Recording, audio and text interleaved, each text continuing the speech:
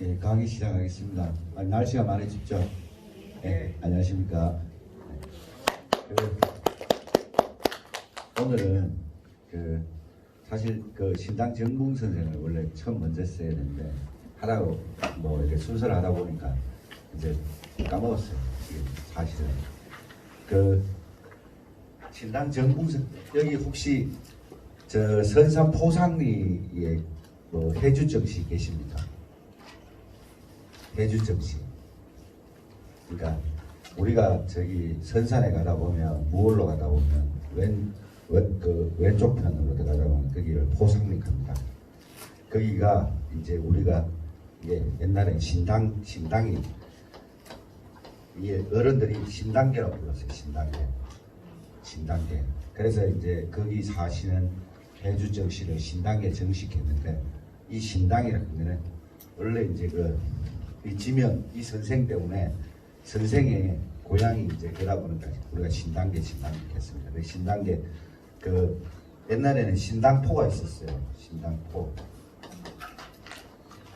낙동강 지류에 포가 있었다는 것은 뭐 나루터가 있었다는 것인데 그래서 이제 요 신당을 따서 정붕 선생님 자기 호를 신당으로 짓습니다. 그래서 동네 이제 옛날 분들이나 어른들이 이제 그 동네를 신당으로 짓습니다. 이제 신당 정붕 선생님 어떤 분이냐?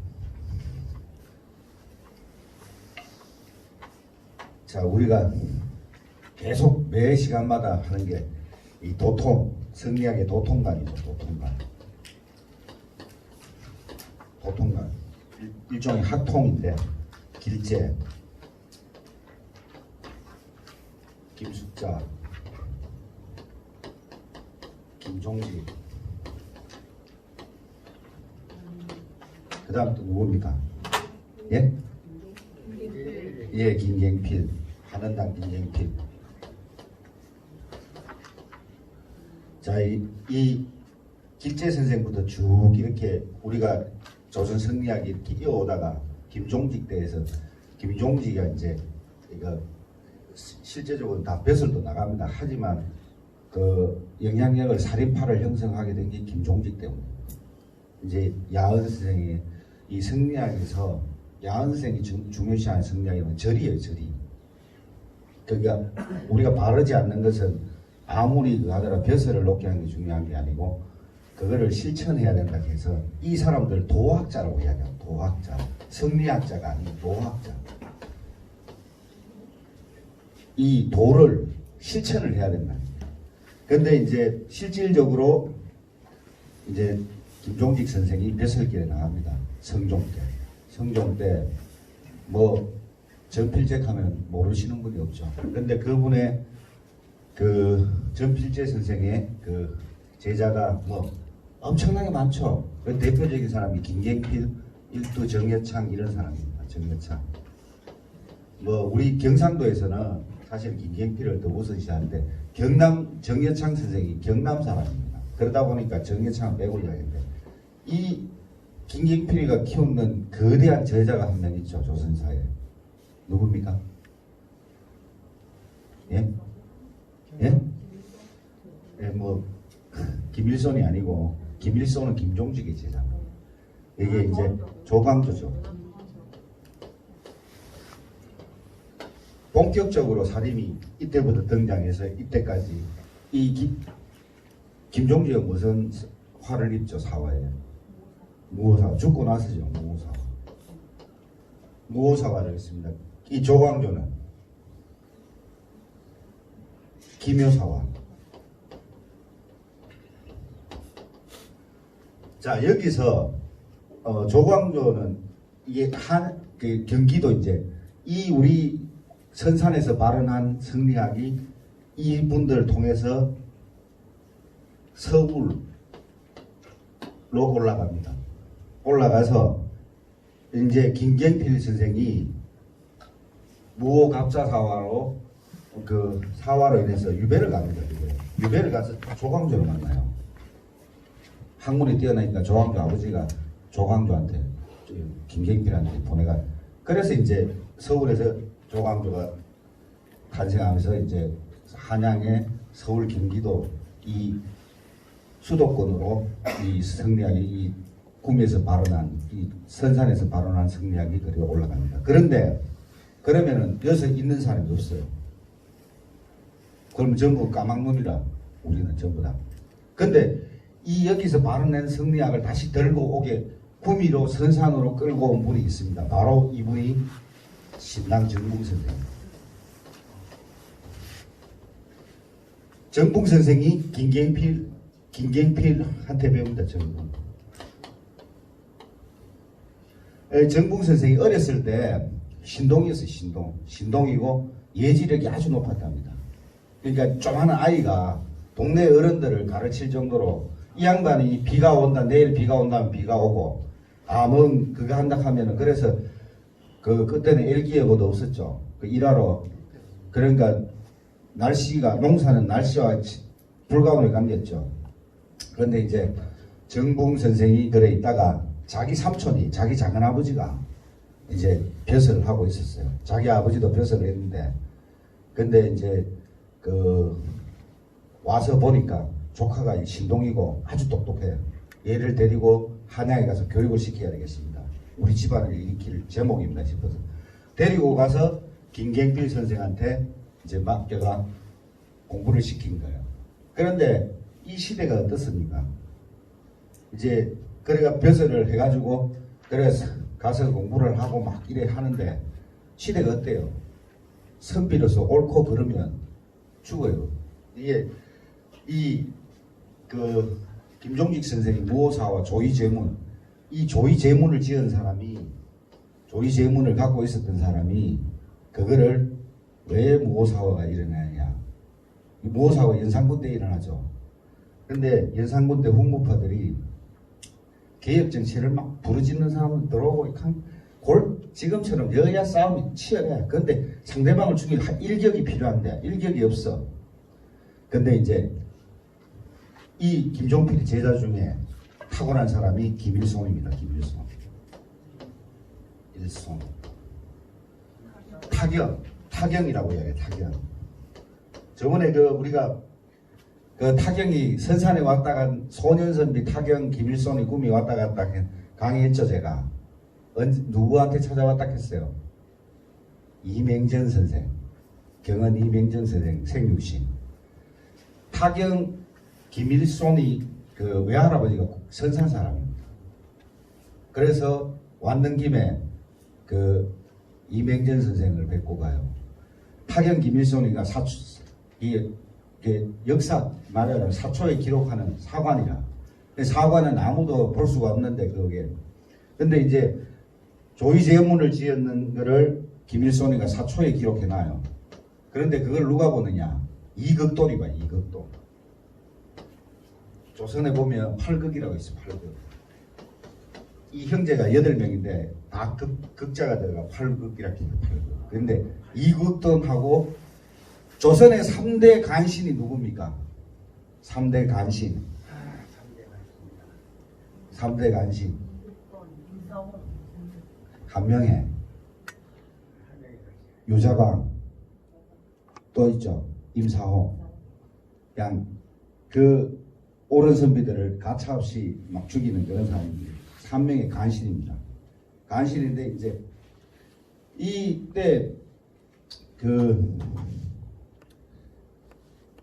유자광은 우리가 보면은 그게 사화가 훈구파는 권력의 기득권과 경제력을 막대하는 걸 갖고 있어요. 근데 살인파는 공포에서 막 올라가서 돈이 없어. 근데 지금처럼 똑같아요. 기득권을 많이 갖고 있는 것과 기득권을 갖고 있지 않은 살인파들은 학문과 능력밖에 없어. 그런데 고위 대작 관작을 하고 있고 경제력이 없으면 경제력이 있고 고위 관작을 하고 있어요. 그런데 고위 관작을 하고 있지 않은 사람과 능력이 출중하면 어떻게 돼? 붙으면 싸우겠죠. 능력도 없는데 저것들은 배부러 등 따시게 살고, 우리는 능력이 있는데 춥고 배고프게 살면 당연히 인간 세계에 싸움이 붙게 마련입니다. 그거는 고금의 진리입니다. 형이 잘 사는데 동생을 안 도와줘.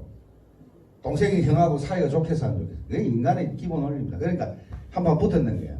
붙었는데 우리가 이게 이 사화는 그 모든 사람이 그렇지만은 이게 기본적인 건 경제력. 두 번째는 자기 벼슬길, 벼슬. 이 똑똑한 사람들이 봤을 때는 무능한 사람들이 높은 요직을 차지하고 있어. 엎어야 되겠죠. 그래서 김종직이가 이제 사실은 이걸 당을 만듭니다. 당, 살인파락하는 씨를 뿌립니다. 근데 그 유자강이가 무오사화를 일으킨 주축 세력이에요. 이극돈하고. 그런데 연산군이 됐어. 연산군이 어떻게 됐어요? 성종의 아들이죠. 성종의 아들이고 그 여러분들 흥청망청 하는 거 알죠? 흥청이라고 하는 게 그 원래 기관 이름입니다. 연산군이 그 술과 여자를 좋아하고 사냥을 좋아해요. 정사에는 아무 관심이 없이. 그래가지고 데리고 가는 게 이제 흥청이 흥청. 나중에 채홍사로 바뀌는데 채홍사. 그게 이제 흥청이에요. 그러니까 흥청망청 하는 게 그때 생긴 겁니다. 흥청. 흥청이 여자들을 전국에 있는 미녀들을 뽑아가 그 연산군한테 바치는 기간이에요. 그래 흥청망청입니다. 근데 흥청망청 살면 넣어야 돼요. 개인이든 국가든. 망하죠. 국고가 바닥나요. 국고가 바닥나는데 국고가 바닥나면 빨리 세금으로 메꿔야 된대. 바로 세금을 거두기엔 너무 어려워. 그러면은 왕이 봤을 때 돈 거두기 위해서 뭘 합니까? 숙청을 시작합니다. 있는 놈들을. 정치적인 쇼지만 그 밑에 경제적인 기반도 갖고 있어요. 그래서 무오사가 일어날 수밖에 없고, 그리고 신진사람들이 나가서 맨날 연산군한테 전하 이래 되면 아니 되옵니다. 그런데 얼마나 괴롭겠어요. 괴롭겠죠. 근데 이제 함에 이 무오사가 날 때는 전필제 김종직은 돌아가셨어요. 돌아가셔가 있는데 이 김일손, 이 타경 김일손 자기 제자가 사초에 조의제문을 올려놓은 게 스승이었습니다. 그래 여기 김해김씨 사면파 계신다 했죠. 사면파. 이 김일손, 이 타경 김일손이가 사면파입니다. 사면파. 그래서 김해김씨는 사면파가 제일 대접을 잘 받습니다. 내가도. 그게 그 사면, 그러니까 아버지 김맹과 김기손, 김일손 이래가지고 세 명을, 이 김맹은 김숙자 있잖아요. 이 웃긴 게 이게 또 김종직이 아버지 김숙자의 제자예요. 그리고 김기손, 김일손인데 이 세 사람을 사면이라고 해요. 삼부자를. 그래 이제 문제가 됐어. 그래 이 빌미로 이극돈이가 연산군에 알아요. 그래서 무오사가 일어납니다. 무오사가 일어나는데 우리가 이제 유자강이가 무오사를 일으키죠. 유자강이는 원래는 양반 출신이 아니에요. 서출이라 서출인데 어떻게 발탁되느냐. 세조가 단종을 죽이고 나서 조카 단종을 폐위하고 나서 전국이 어지럽겠죠. 아무리 그 뭐 삼촌이 조카를 죽이지만 조카를 죽이고 뺏으니까 세상 불안하잖아. 그러니까 강력한 정책을 펼 수밖에 없어요. 세조는. 근데 세조가 그러니까 그 전에 우리나라가 여러분들 세종대왕께서 보면 그 한글도 만들고 뭐 해시계, 물시계도 만들고 농사직설도 하고 말하자면 다 인간이 가장 성군이었지만 뭐도 했느냐? 국경을 굉장히 넓혔어요. 김종서 장군을 통해서. 그래서 우리의 그 지금에 있는 국경선 북한까지 제가 두만강과 압록강까지 국경선을 넓힙니다. 그 역할은 이 김종서 장군인데 그 나중에 돼가지고 군사력을 가지고 계속하면 경제력이 고갈됩니다. 그러다 보면 여진 쪽을 회유를 해요. 회유 정책. 거기에 발맞았던 사람이 이시예요. 이시예인데 근데 갑자기 그 정책을 세조가 바꿉니다. 그러니까 이시의 난이 일으켜요. 난을 같은 정책을 같이 가다가 고마 돌아서는 거야. 세조가. 그래서 이시의 난을 탁. 그러니까 이시가 야 왕이 나를 믿지 않는구나. 내가 이제 그래 난을 일으키는데 그거를 실제적으로 이 시에 나를 평정하는데 역할을 이게 서자 출신인데 그 유자강이가 혁혁한 공을 세웁니다. 갑사 출신 무술이 뛰어났대요. 그리고 능력이 말하면 서자 출신 치고는 이 능력이 뛰어나다 보니까 그 세조의 눈에 띄어서 그래서 그때부터 유자강은 4명의 왕까지 섬깁니다. 그리고 유자강은 그 사림들로부터 말하자면 간신의 표본이에요. 그런데 그 일설에는 이게 사적인 건데 이게 조이 제문을 그 사초에 기록해놨다는 건데 나중에 어떤 일인가 하면 옛날에 김종직 선생이 그 함양 군수로 갈 때가 있어요. 외직 중에. 근데 거기 가서 경치가 좋아 정자에 있는데 유자강이가 경치가 좋아 글을 써놨어요. 현판에. 근데 어떻게 했는가 하면 김종직 선생이 그걸 보고 저기 쌍놈의 글씨를 왜 올려놨느냐. 쌍놈의 글씨다. 그러니까 그래도 유자강은 이제 대신을 하고 있으니까 유자강 대강 쌍놈은 쌍놈이다. 거기에 나중에 그 말이 그 유자강 기에 들어갑니다. 두고 봐라. 내가 언젠간 너들 그런 일화도 있어요. 그래서 이게 정치적 사건이지만 경제적, 개인적 감정 이렇게 다 이런 게 일파를 다 죽이려. 그러니까 누구든 나보고 상놈은 상놈이다 하는 말 들으면 얘기에 들으면 그 간신배에게 그 분명히 고자질하는 놈이 있겠죠. 그래서 벼르고 있었는데 그래서 무오사화 때 김종직 선생이 뭘 당합니까? 사화를 당하는데 죽고 없는데 사화가 났는데 뭘 당합니까? 뼈를 부수는 부관참실 당하죠.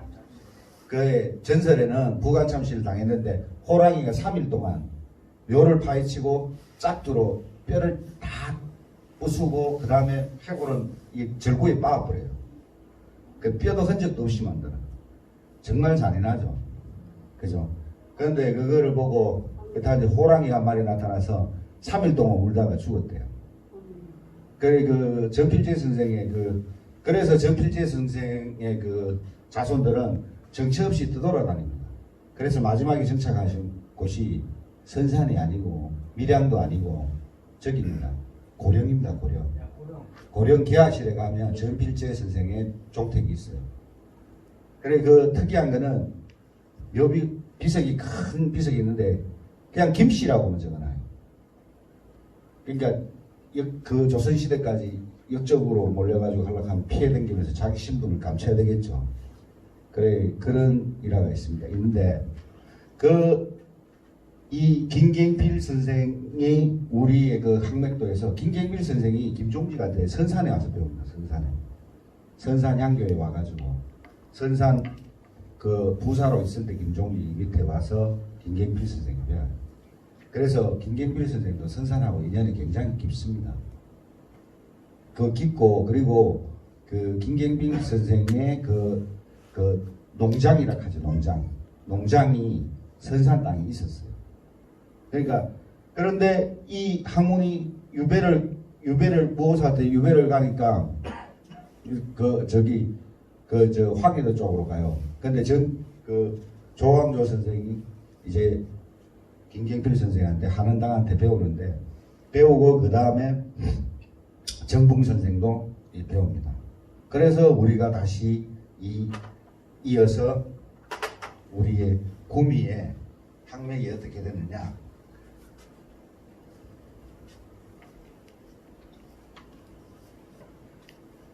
이제 돌아오면서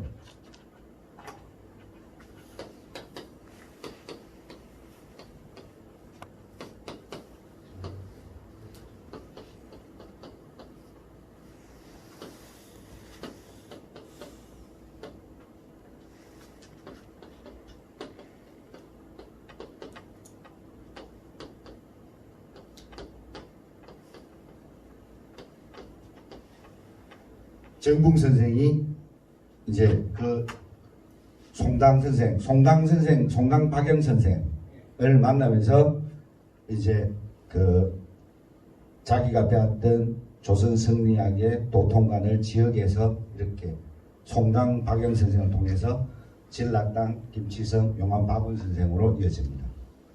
이게 이제 그러니까 우리가 그러니까 엄연히 말하면 우리 선사는 살인파의 발원짐에서 성리학도 발원짐 살인파입니다.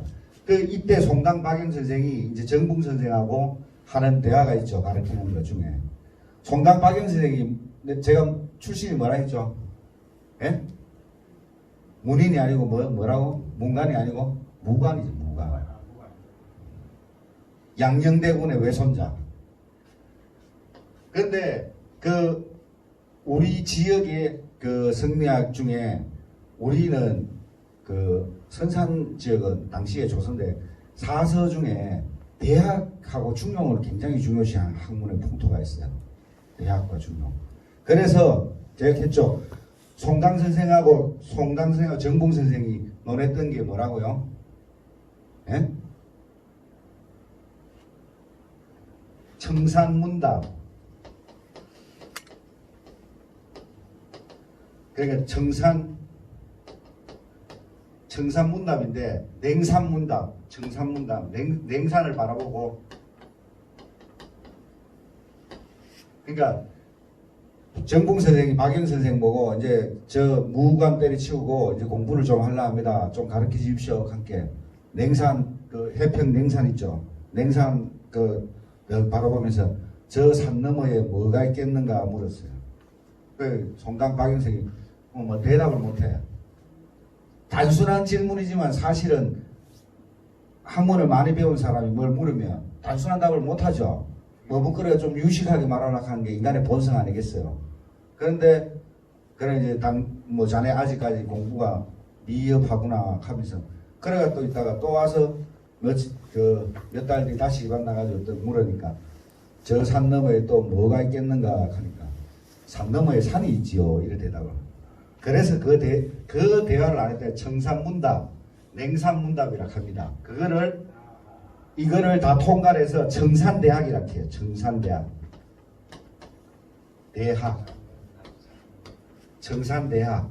자, 청산을 보고 대학을 논했다 해서 청산대학입니다. 그래서 우리는 지역사회가 대학과, 조선시대 때 대학과 중용을 중요시하는 학문 풍토가 형성됩니다.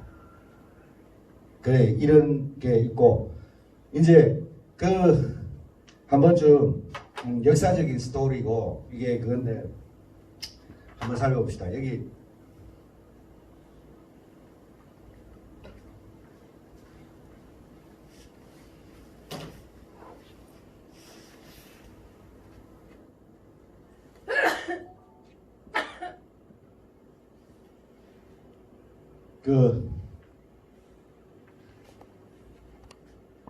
항상 보면 이분이 이제 신당 선생의 영적인데 굉장히 풍채도 크고 인물도 좋고 힘도 장사했답니다. 이제 우리가 선산 가면 조선시대 때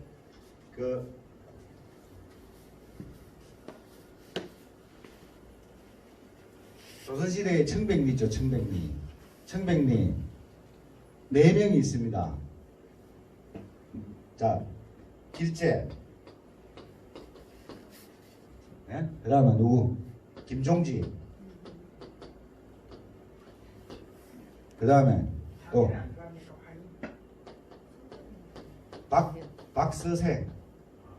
박서생 또 김치문. 이 4명입니다. 4명.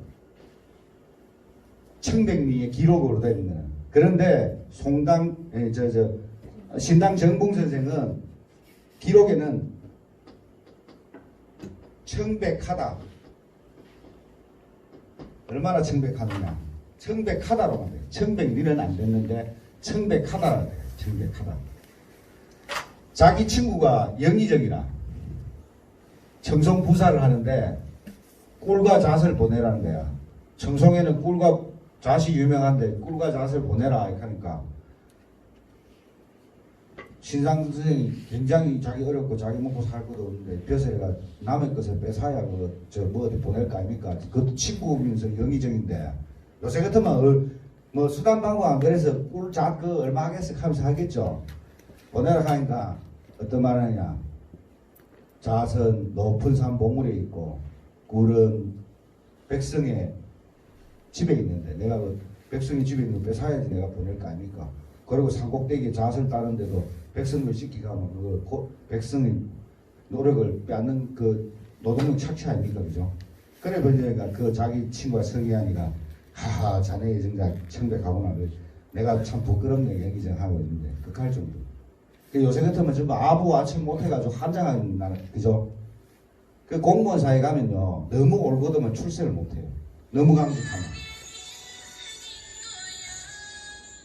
그래서 조선시대 똑같아요. 지금도 똑같고 아무리 똑똑하고 능력이 있어도 너무 올곧고 청렴하면 깨끗한 물에 고기 못 산다고 역사를 보면 그래요. 항상 맨날 저는 순환을 당해. 그때는 지금이나 아부와 아첨을 잘해야 돼. 그리고 비율을 잘 맞춰야 성공해. 그런데 신당 선생 같은 경우도 굉장히 아첨과 아부하고 거리가 먼 사람이라요. 어떤 일이 있는가 하면 그 유자광이가 모사를 일으키는데 엄청난 권력을 쥐고 있어요. 왕을 능가하는 능력. 그런데 유자광 집에 대마 새해 대마 인사를 안 하면 문전성 씨를 유자광한테 인사를 하려고 하는 거야.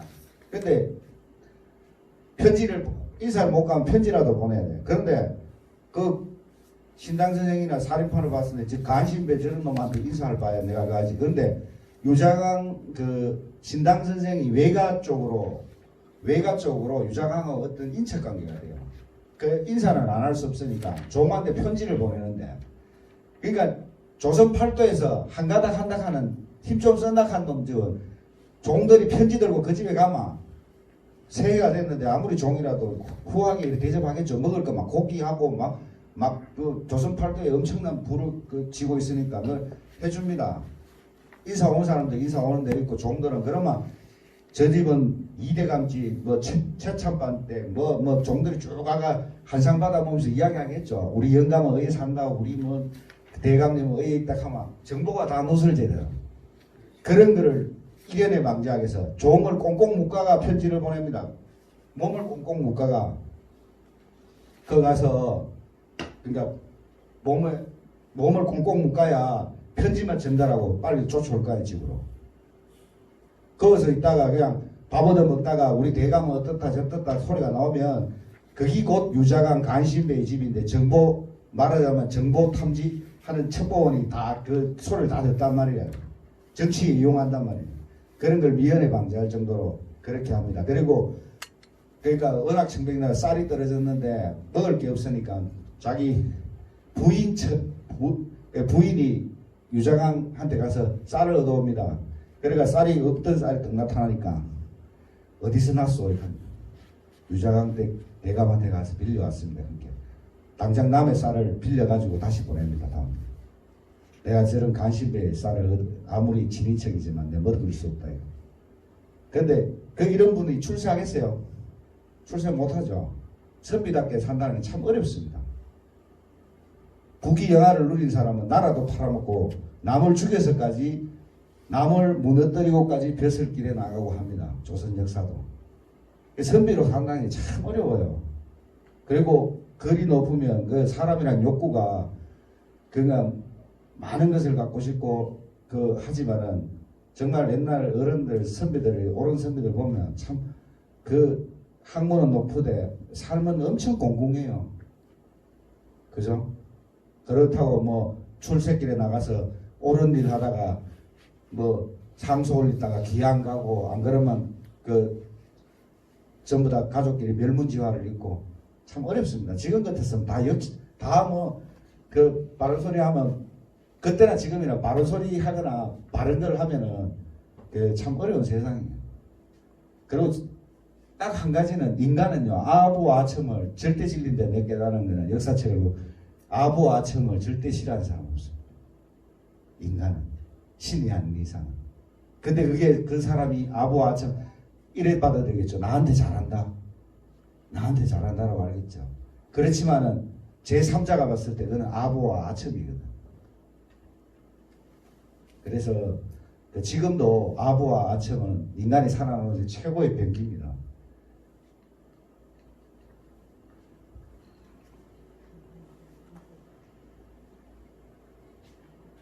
자, 제가 캤던 이 조선의 도통관입니다. 야은길제, 강호김수작, 전필제, 김종직, 하늘강, 김경필, 정암, 조광조인데 여기에서 이거는 이제 우리가 그 전통사고 우리 지역에서는 여기서 김경필 다음으로 누가 있다? 정붕 선생이 있다.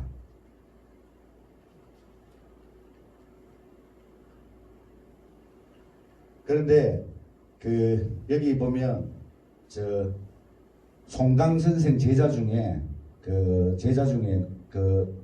송강 박영 선생의 제자 중에 뭐 진락당 김지성이나 용암 박우 선생은 뭐 고제자 그 수준이 아주 높고 그 밑에 제자 중에 그 노수함이라고 있습니다. 송암 노수함 그 누구라고? 노수함이 누구라고 했어요? 누구라고? 그렇지, 장영광 선생의 자영. 그래가 그 독동인데 자영이 그 여인을 데리고 가서 키웠다 했죠. 가르치고. 그때 만난 사람이 자영이 키우는데 그 신당 선생 둘째 아들하고 노수함 선생하고 아주 친했어요. 그래가지고 자주 이 집에 와서 노수함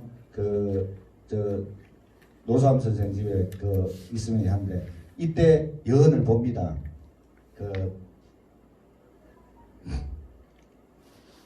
그 여언을 보면서 그 신당 선생 둘째 아드님이 정각인데 정각분이 하도 이 보니까 여언이 기특하고 공부를 잘하고 아주 명석해서 그 하는 자기가 묻는 말마다 대답을 하도 잘해서 자기가 타고 갔던 말을 준대요. 그 정도로 저 여언 선생이 똑똑하답니다. 이 엘리트들끼리는 다 통하는 거예요. 그때나 지금이나. 그 정붕 선생의 그 아버지는 그 선산에서 태어나가지고 함창이 어딥니까? 상주 함창이죠. 상주 현감을 지냈는데 정철견이에요. 정철견. 그래서 이제 제가 이 숙부가 정석견이라 작은 아버지가 이제 벼슬을 하다가 큰 집에 와서 형님한테 본게 조카가 아주 똑똑해요. 그래가 야는 촌에 놔뒀다가는 안 되겠어. 그래서 서울대 한양을 데리고 가고 공부시켜야 돼. 지금 말하자면 그 형님 조카 야를 잘 키우면 우리 집안에 큰 제목이 나올 것 같습니다. 제가 데리고 서울로 데리고 가서 공부시키겠습니다. 이거 함께 그래 이제 따라가는 거예요. 그래가지고 이제 한원당 김경필 선생을 만나서 공부를 하는 겁니다. 근데 자 우리가 그 단종 폐위 때 생육신 있죠. 생육신 사육신 캘 때 있잖아요. 그 주강 남효원이라고 있어요. 이 김종직 제자 중에 남효원이라고 추강 이것도 저립한데 이 사람은 당대에 생육신에 안 들어갑니다. 그러면 단종 폐위할 때 생육신 아니라도 이 이후에 그 성종 때인데 성종 때 그 사람이 불구하고 이 양반은 안 들어갔지만 추강 남효는 생육신에 들어가요. 워낙 이 생육신에 대한 그를 육신전을 지었기 때문에 생육신에 대한 사육신에 대한 기록을 지은 사람이 바로 추강 남효원이에요. 그래서 실제 거기에 들어가진 않지만 추강 남효원을 생육신에 넣어줍니다. 하도 저리가 있어. 이 사람도 학문이 높고 하지만 이 저리가 있어서 절대 안 나갑니다. 그러니까 자기의 슬픔과 그거를 전국을 유람하면서 시를 짓고 그래서 합니다. 근데 이 남효원을 이제 신당 선생이 만나서 같이 술을 먹고 공부를 하다 도중에 이런 훌륭한 선배를 만나니까 등한시해 공부를. 근데 작은아버지가 탁 듣고 이놈 자식 너 공부 안 하면 내가 형님 고생해가 저쪽에 선산에서 까지 들고 왔는데 공부를 안 하면 되겠는가 이래가 다시 공부를 시킵니다. 그래가지고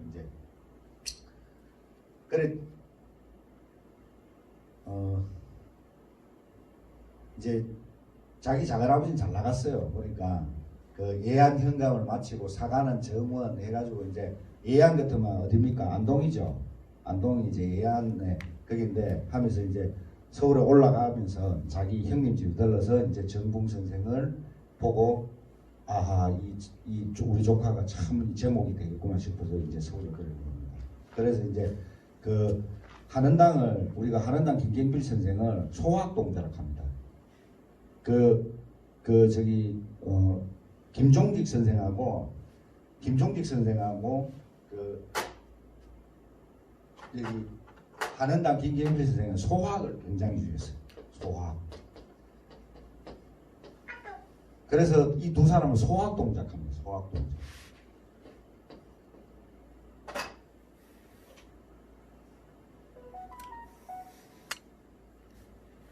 그래 이제 그 올라가 가지고 공부를 하고 그 열심히 공부해 가지고 그 정봉 선생이 이제 과거에 급제를 합니다. 과거에 급제를 하고 또 누구를 생기냐?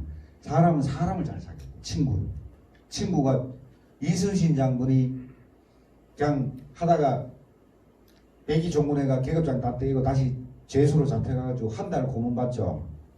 사람을 잘 살아났듯이 안 그러면 역적으로 죽을 건데 이 정봉 선생도 사람을 친구를 잘 사귀고 친구가 성의 아래 나간 친구를 잘 사귀는 사람은 친구를 잘 사귀고 친구를 잘 사귀고 자기 위기가 와도 그 친구는 그렇지 않아. 뭐 나쁜 일을 했더라도 그렇게 했더라도 그 이유가 있을 거야. 그렇게 이야기해 준 친구를 사귈 줄 알아요. 그때나 지금. 그런데 그 바른 말을 잘하면 왕이 싫어하죠. 대신들이 싫어하죠. 계획 정치해야 된다. 이거 해야 됩니다. 저거 해야 된다. 귀에 딱 깔아앉고 막 회사하면 막 아유 저는 보기도 싫어. 막 안 되겠어요. 그렇지만 신하로서는 전하 이래야 됩니다. 저래야 된다. 뭐 하니까 다 싫은 거라 저는 맨날 먹고 놀고 싶은데 여자나 끼고. 근데 하니까 눈에 밉상이라 저게. 그래 그런 길을 청백한 길을 그 청렴하고 청백한 삶을 살면서 또 강직하게 그 조정에 자기 뜻을 굽히지 않고 하렵니다. 그러니까 왜 되겠어요? 쫓겨나죠. 당연히 미운 틀이 막힌다는 거라요. 그래 큰 벼슬은 못 올라가 또. 그래 이제 그래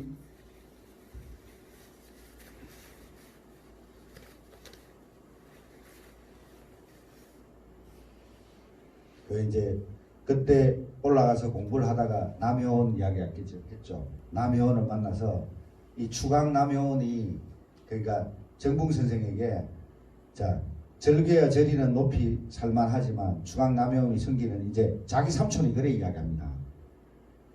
남효원을 만나서 맨날 술 마시고 심한 지으니까 조카가 공부를 안 하고 있으니까 추강 남효원의 절개와 절이는 높이 살만하지만 추강 남효원이 성기는 임금과 네가 섬겨야 할 분명히 다르다.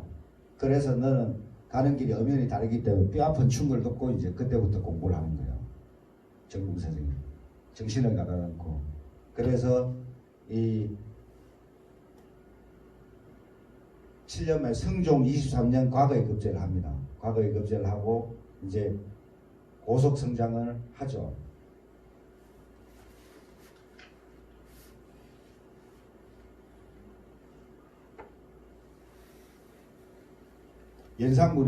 연산군이 자기가 집권하자마자 뭐부터 했는 줄 압니까?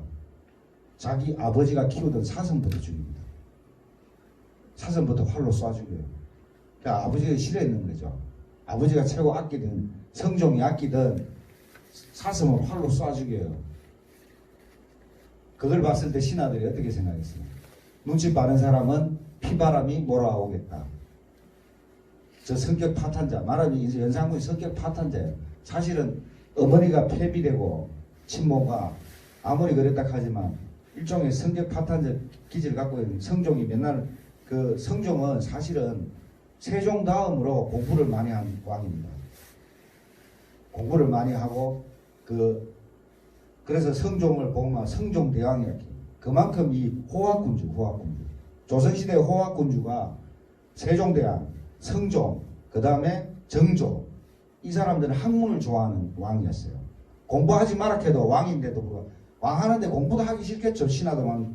그만큼 이제 했는데 연산군에게 맨날 공부하라 하고 하기 싫은 말인가 자기 아버지 돌아가시고 자기가 집권을 했어. 저기를 해가지고 첫 번째 한 일이 자기 아버지가 키우던 아끼고 키우던 사슴을 활로 쏴 죽이니까 그러면 불효입니까 아닙니까? 불효죠. 아버지가 아끼던 사슴을 죽였으니까. 그걸 보면서 신하들이 예측력이 예지력이 있는 사람들이 함에 큰 난리가 나겠다. 그래 예감을 했습니다. 그래 그 예감을 한 사람이 가장 빠르게 한 사람이 이 예지력을 갖고 있는 신당 정붕 선생. 그래서 항상 말과 사실은 이 무오사와 갑자사와 기묘사화 때까지 신당 정붕 선생이 살인파의 중심 속에 있었어요. 살아남은 이유가 뭔지 압니까? 예? 아무리 나쁜 놈이 이 사람을 죽이려고 이 사람이 너무나 청명결백해. 그럼 죽일 수 있어요, 없어요? 예? 밥 정도도 해결할 줄도 모르는 관리가 밥도 겨우 먹는 관리를 어떻게 빌미를 만들지 않으면 그 정도로 자기를 지켜준 게 청명결백합니다. 그만큼 청명결백이 된 사람 조금이라도 부정했다면 그 사화의 빌미를 잡아서 죽었을 겁니다. 그러니까 항상 몸과 마음을 근신하고 그랬습니다. 그리고 연산군이 성균관을 이제 신당 정무생이 또 엄청난 예지력이 있다고 이야기했죠. 근데 신당 선생이 꿈을 한 날 턱 꿨어. 근데 공자님 위패가 절로 옮겨지는 거야. 절로 꿈에서. 그래서 뚝 했는데 친구들 보고 이야기했어요. 다음날 내가 이제 자기 같이 벼슬 자요. 야, 내 진짜 어제 꿈을 꿨는데 공자님 위패가 절로 옮겨진다 할게. 아니나 다를까 며칠 있다가 연산군이 성균관을 폐하락합니다. 성균관이 뭡니까? 성균관의 대성된 공자를 모시는 곳이죠. 공자의 위패가 절로 옮겨집니다. 왜? 그만큼 젊은 선비들이 싫었다는 거예요. 그리고 연산군은 먹고 놀기만을 좋아하는. 그래가 철폐하라 명령인데 그 정도로. 그리고 또 정붕 선생이 얼마나 한가면 자기 친한 친구 중에 그 관리 중 강혼과 심순문이라고 하는 사람이 있었어요. 그런데 같이 놀다 보니까 야들이 첩을 들고 있었어.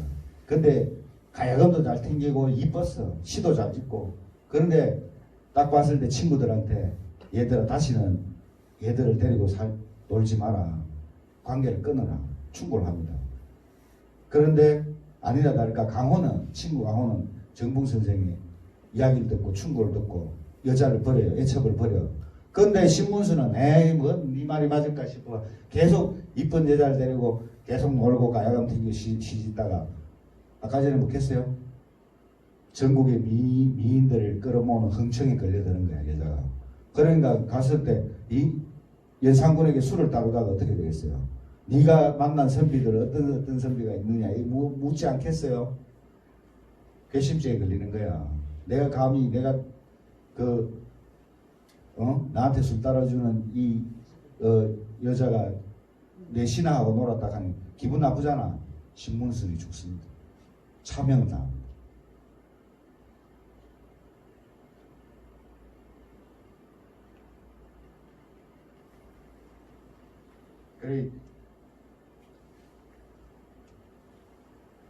그리고 갑자사화는 이제 또 누가 일으키냐? 임사홍이 일으키는데 임사홍이 엄청난 3대 간신 중에 한 명이죠. 임사홍도 갑자사화를 일으킵니다. 갑자사화에서 또 많은 선비들을 죽입니다. 그 과정에 이제 임사홍하고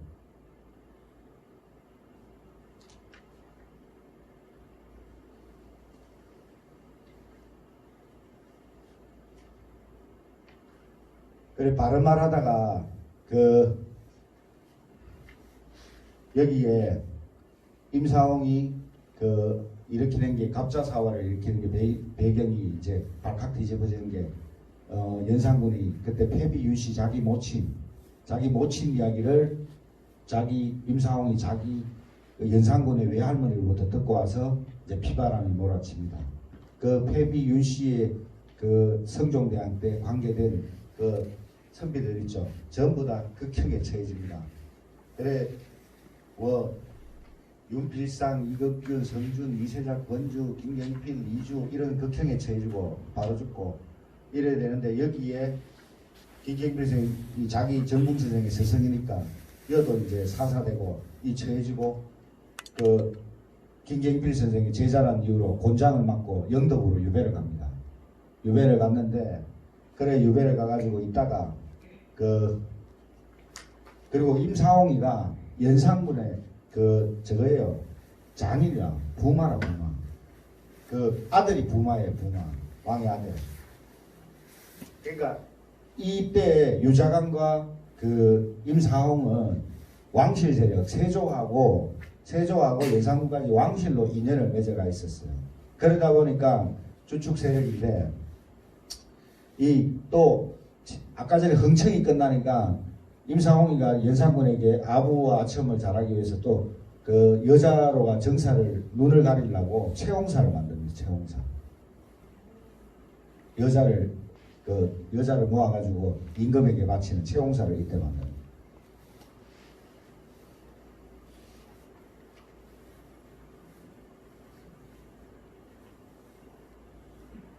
그래가 이제 그 정붕 선생이 유배 갈 때 정붕 선생이 아까 전에 김경필 선생이 갑자사에가 사사되니까 너는 김경필의 제자니까 유배를 가잖아요. 그죠? 유배를 가는데 그때 유자강이가 독약을 줍니다. 유자강이가 이게 꼭 필요할 거냐. 너들은 이제 끝났다. 죽으라. 그러니까 그 가는데 그 독약을 안 먹고 그 정붕 선생이 그대로 갖고 있습니다. 근데 나중에 유자강이가 기묘 중종 반정이 일어나가지고 유자강도 끝납니다. 임상홍이고 그때 중종 반정이 일어나서 엎었죠. 연산군을 권자에서 끌어내는 게 중종 반정인데 거기에 주축 세력이 그 박원종하고 성리안입니다. 자기 제일 친한 친구 성리안. 그러면서 싸그리 내치는데 유자강이가 귀향을 가요. 자기가 받았던 유자강한테 받은 독약을 다시 줍니다. 꼭 필요할 땐 가져와라. 유배 생활하라고 하는데 그래서 끝납니다. 절대 권력은 절대적으로 부패하고 절대적으로 무너지게 되어 있어요. 그것이 끝까지 갈 수 없어요. 우리나라 한번 보십시오. 우리나라 대통령들 말로가 좋았던 사람 누가 있어요? 하나도 없죠. 죽거나 뭐나. 그리고 뭐 하여튼 권력이라 한 거는 항상 권력은 진짜 권자에 오르면 뭐 자기 마음대로 자기가 하고 싶은 대로 하는 게 아니고 그래 하다 보면 결국은 그게 나중 되면 그게 없구나. 역사를 배운 이유가 현실에서 정치하는 사람은 특히나 역사를 많이 공부해야 됩니다. 정치하려고 하면 책 한 줄도 안 읽고 정치하려고 막 나온 사람도 있죠. 무식하면 철철 흐르죠. 싸움 잘하는 놈하고 우리 지금 정치하고 있어. 우리 한국의 정치가 뭔지가 뭐냐면 사람들이 똑똑하긴 똑똑한데 지식을 지혜로 만드는 능력이 부족. 여러분들 서구에서 최고의 우리 소크라테스나 플라톤 있죠. 그런 사람도 있죠. 그죠? 우리 소크라테스, 플라톤 들어봤죠? 예? 이런 분들 민주주의 다수결의 원칙 있죠. 민주주의면 다수결의 원칙이 첫 번째 1번이죠. 우리가 알고 있는 게 그걸 별로 안 좋아합니다. 왜? 다수결로 해가지고 뽑았는데 그 사람이 그 능력만큼 이상의 인품의 인격이 완성되지 않은 사람이면 그런 사람을 뽑았을 때 오히려 더 있잖아요. 큰 화가 닥치는 거예요. 그 사람은 민주주의 다수결주의자가 아니에요. 잘못하는 게. 그래서 소크라테스가 투표에 의해서 죽잖아요. 민주주의. 죽는데 그 사람들은 민주주의 폐해가 온다는 그런 것처럼 정치를 하는 사람들은 벼슬길에 나간 사람들은 엄청난 수련이 필요합니다. 지금 한국 사회가 지금 한국의 정치가 문제가 뭐냐면 개개인은 다 똑똑해요. 근데 그만한 인품을 가지고 있는 사람이 없어요. 전부 어디 쌍꺼풀 비슷한 뭐 판검사 고시학교겠노 그리고 뭐 했는노 이런밖에 없어요. 인품을 닦을 시간이 없는 그런 사람들이 정치를 하기 때문에. 그리고 지금은 금도가 없잖아요. 남을 모욕하고 까고 이런 것만 알잖아. 아주 시정잡배들이 하는 짓밖에 없어요. 이 정치를 보면 미래가 안 보여요, 진짜. 제카지만 이 정궁 선생은 이러한 사화를 겪으면서 자기가 기묘사화까지 무호, 갑자, 기묘까지 옵니다. 그런데 이 여기서 자기가 살아남을 수 있었던 것은 청렴결백한 거.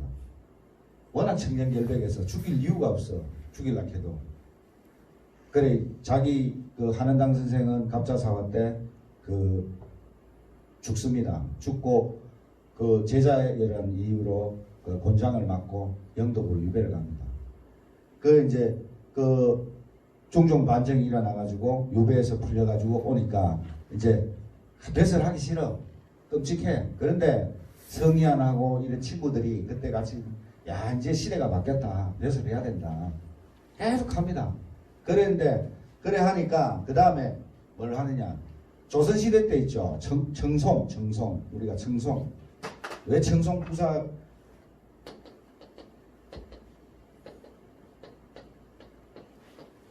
청송 지금도 청송이 아주 멀고 그죠 인구도 많이 오고 첩첩산중이잖아. 지금 말하자면 조선시대는 어떻겠어요. 청송이 인구가 그때 같아도 약 한 1000명밖에 안 된대. 첩첩산중에. 그렇지만 거기가 부라부 부는 아주 큰 도시란 뜻이에요. 왜 그렇겠어요? 조선시대. 제 글 수업하기 전에 한번 공부해보라고 보냈는데 읽어보신 분. 이유가 그 다 있는데. 세종대왕의 첫 번째 왕이 소나무죠. 예? 세조의 어머니잖아. 문종의 어머니고 단종의 할머니고 소나무잖아. 본관이 어디에요? 예? 청송심씨. 세조가 어떤 사람이에요? 자기 엄마를 끔찍하게 생각한 사람이야. 그래서 세조가 우리 엄마 본관이 청송인데 청송은 부로 해라. 청송부사. 얘는 특별시다. 조선왕조에서 그래서 청송을 굉장히 잘 관리를 합니다. 동네는 조만하고 첩첩산중이라도 부락하는 선산부는 옛날부터 큰 도시였고 선비도 많고 그거였지만 선산부사예요. 안동부사, 청송을 부사로 그래 청송부사로 가 있을게. 뭐 공기 맑고 좋은데 그래 성희안이가 이제 성희안은 사실은 출세의 살아남는 귀재였어요. 제가 볼 때는. 근데 그런 친구들 잘 사귀어놨으니까 중종 반정이라고 벼슬하기 싫은데 청송부사로 보는데 청송부사에서 그래 성희안이가 이제 자기가 영의정이 되고 청송에 들어보니까 친구한테 이제 편지를 써가 보냈지. 청송에 유명한 게 잣하고 꿀인데 좀 보내달라 하니까 아까 전에 이야기했던 잣은 저 산봉우리에 있고 꿀은 백성의 집에 있는데 내가 어떻게 그걸 뺏어오라는 거 아니냐. 난 그럴 수 없다. 별로 가오락하면 가오겠죠. 뭐 시켜서라 어떻게 뭐 얼마 되겠어요. 그래 요새 같아도 해줄 건데 단호하게 단절합니다. 그래 이러한 청렴결백이 이 위기 속에 신당 정붕을 구합니다. 그래서 살아남은 거예요. 안 그랬으면 유자관과 임사홍이 일으키는 무호갑자 사화 때 숙청이 대상이었어요. 자, 그때는 내가 세상을 누구를 섬겼는가에 따라서 내 잘못도 없는데 죽고 사는 게 판가름 아니에요. 참 그런 시대예요. 무서운 시대죠, 일종의. 그리고 옳은 말 한다고 죽을 수 있고. 그런데 이 청렴결백은 진짜 그래도 아무리 나쁜 놈이 보니까 너무 청렴결백해. 살려주자. 이래 되는 거예요. 그러니까 공직에 나가는 사람들 표본으로 이런 신당 선생 같은 경우는 한 번쯤 글을 읽어봐야 돼요. 자기를 지킬 수 있는 게 막 공무원들 보면 어느 정권 때는 이리 갔다가 저리 갔다 막 하죠. 결국 그러면 안 되는 거예요. 청렴결백하고 공무원은 절대로 자기의 그 소신을 지켜가야 됩니다. 자, 잠깐 쉬었다 하겠습니다. 예.